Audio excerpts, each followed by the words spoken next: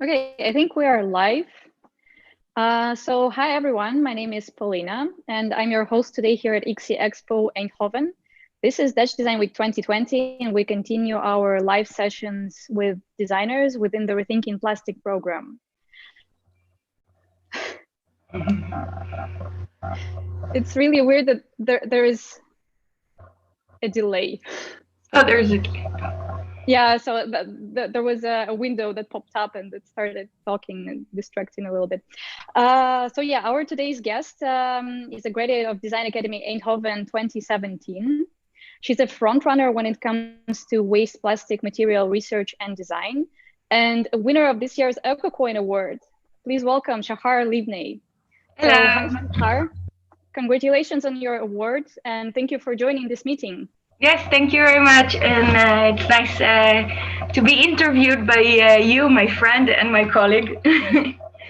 Thank you. So your work, Metamorphism, is now on display at Rethinking Plastic exhibition.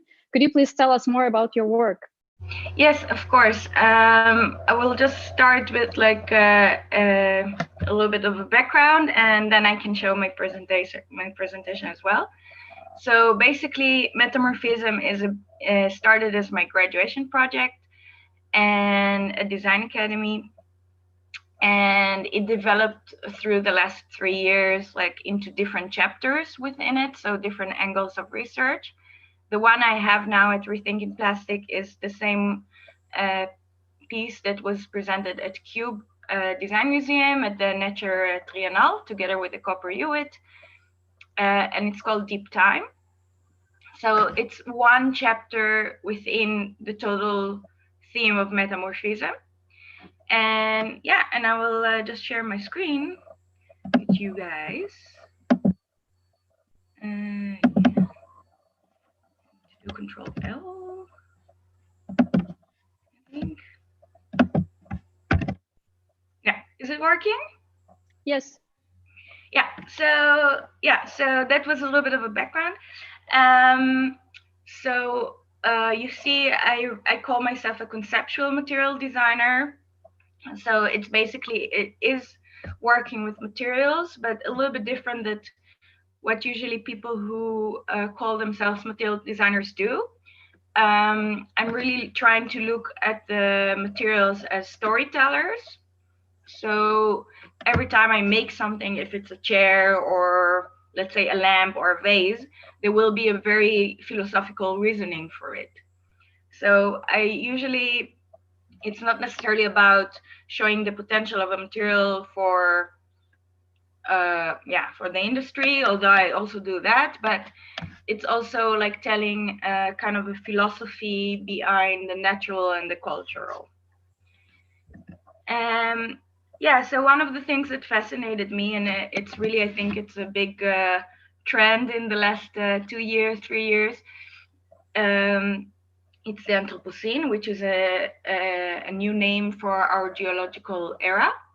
It means the age of man, and it refers to the big influence that we created on the earth.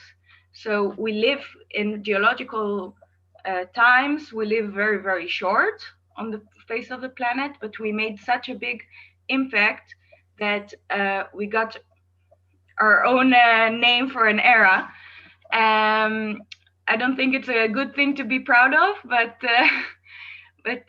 yeah, it's that's how it is, and I think it's fascinating the way culture and nature work together.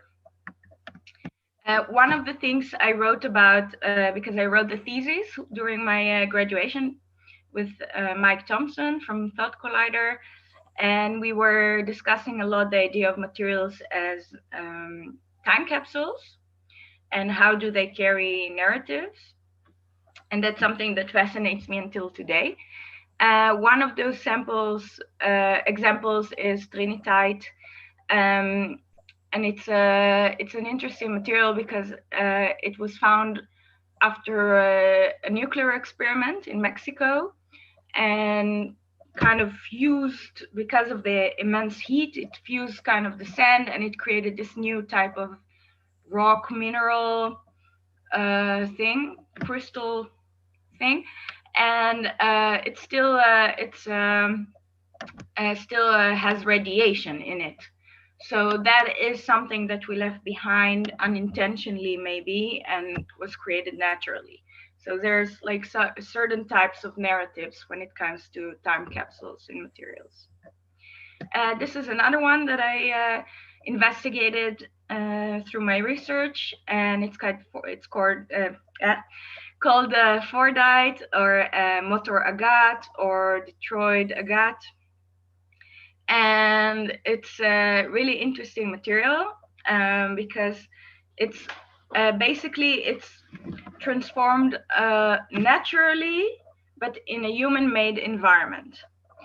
And so basically what happens is that back in the days, now it's not happening that much anymore, but back in the days when cars were painted in a factory, they were painted with a spray of amyle, this type of amyle, and they had to cure in an oven, get out of the oven, spray it again, put in the oven again and again and again.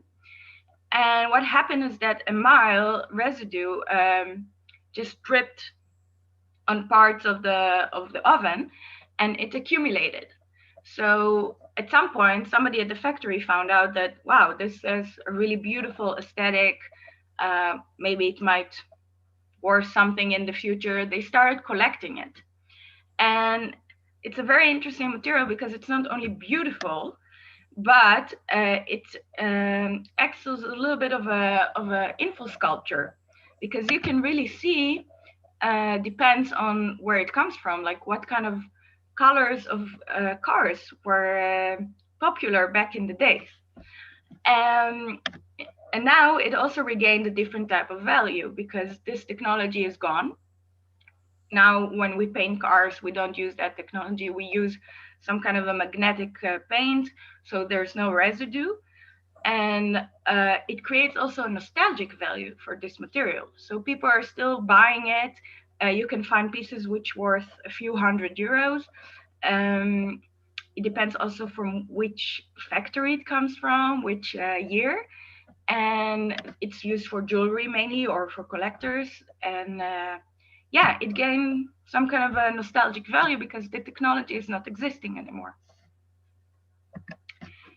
This was the kind of the opening for my Metamorphism project.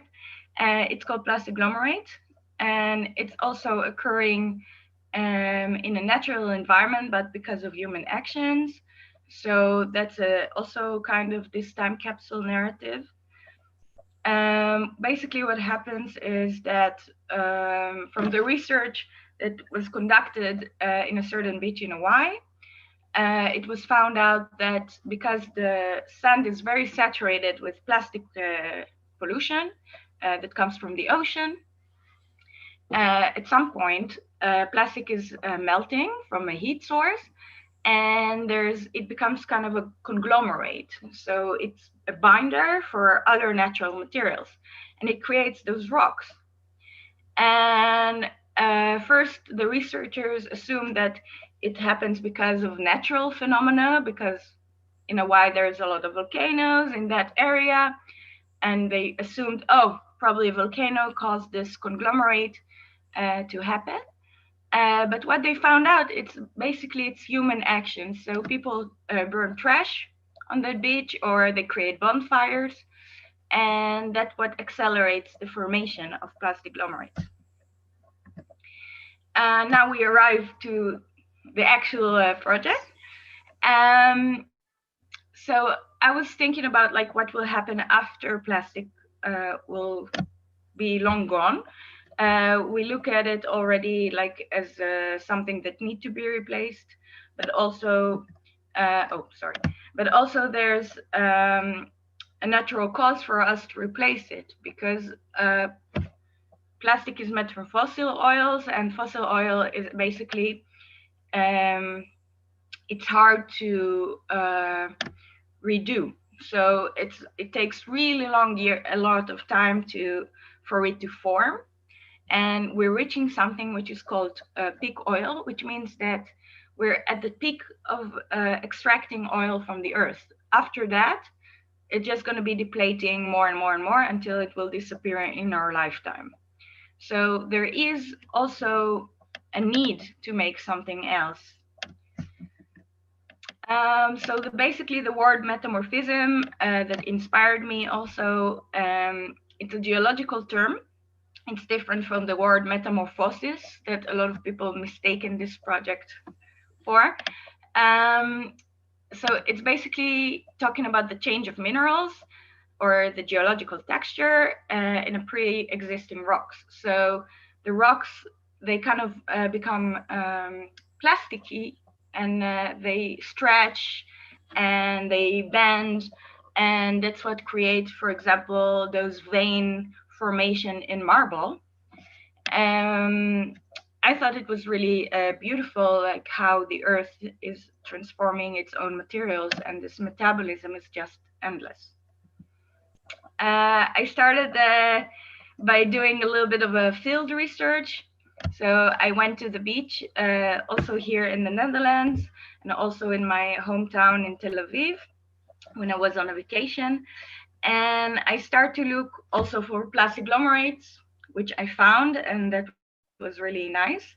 So I still have it in my collection.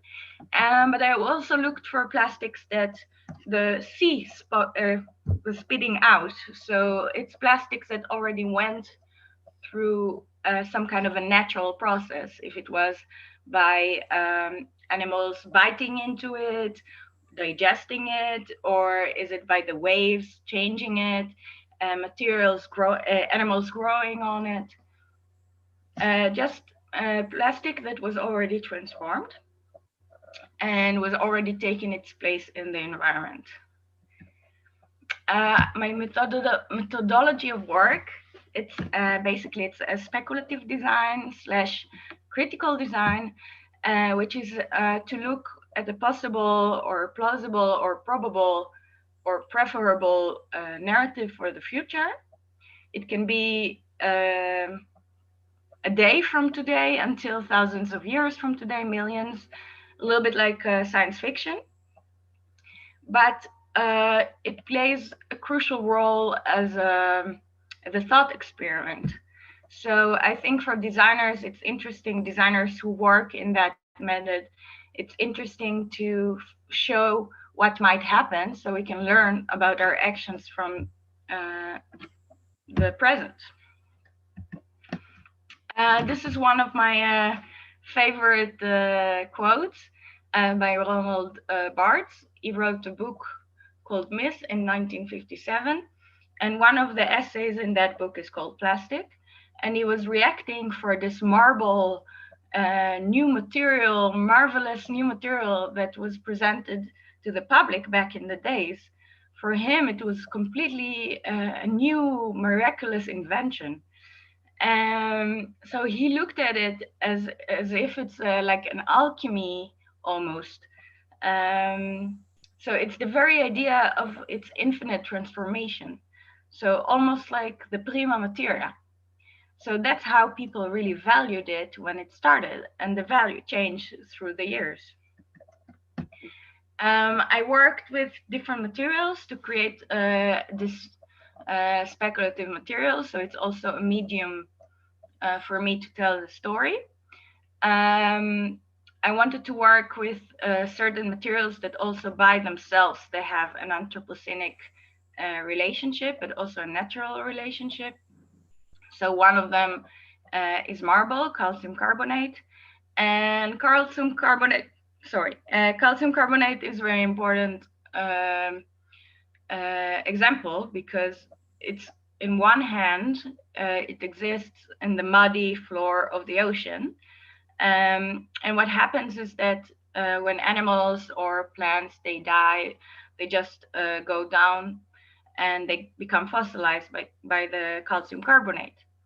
But on the other hand, calcium carbonate is also used in plastic as a whitener.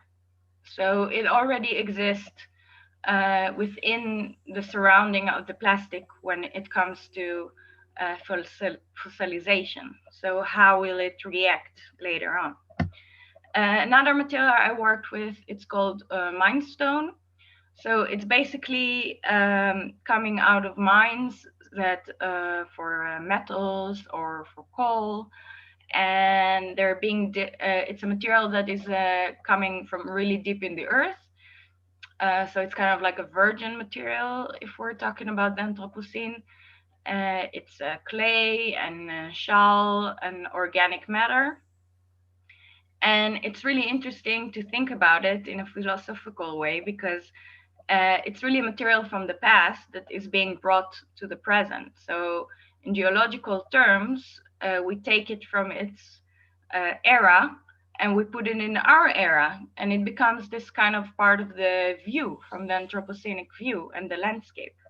So I thought it's very important as part of the research as well. And of course, plastic that became part of our nature almost. Yeah, I don't think I need to tell too much about plastic. We all know how we feel about it. The interesting thing is that it exists in several environments. So there is certain type of fossilization for it. Either it's the bottom of the sea, maybe it's on the beach as a Plasticglomerate, but also it exists in landfills. And landfills, they have a very interesting mechanism, because they're basically locked tight, so nothing will come out from them and contaminate the environment around them. But also nothing comes in, so they basically mummify everything which is within them. And if we're thinking about geological time frames, they will break out at some point, and those materials will be mummified. So they might go further into the future than we think. Like plastic, if we give it now like 1,000 years, because of the mummification, it might survive way, way longer. So I combined all those materials. I wanted to kind of imitate this geological transformation of metamorphism, see what happens, like how it becomes a new composite. One of the things that I found out that were really interesting is that the moment you add sediments to molten plastic, it cools down way slower. So usually when you recycle plastic, or for example, what a lot of people now do as inspiration from the Precious Plastic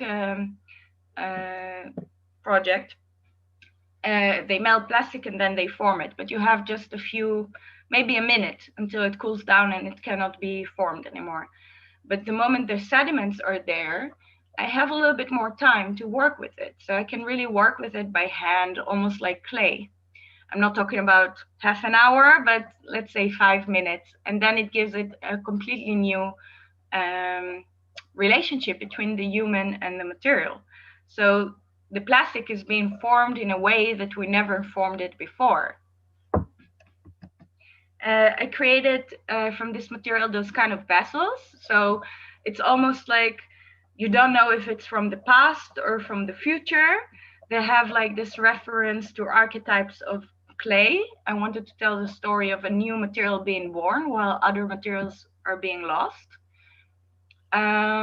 Work as a craftsman that works with the environment, this futuristic environment, finding this new type of raw material in the environment and how it can be formed by hand and really give it a craftsmanship, higher value, almost like a natural material, like a person working with stone or wood.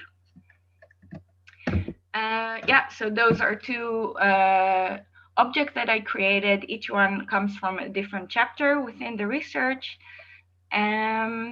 Yeah, and the one in Rethinking Plastic, unfortunately, I don't have a picture of it in the presentation, but everybody's welcome to come and see it in the exhibition. Thank you. Thank you, Shahar, for a very inspiring presentation. Thank you very much. I wanted to ask you, so I'm also a designer, and when I'm thinking about making a material, I personally start having some concerns like, can I do this, or can I sit next to the oven while I'm melting stuff in it?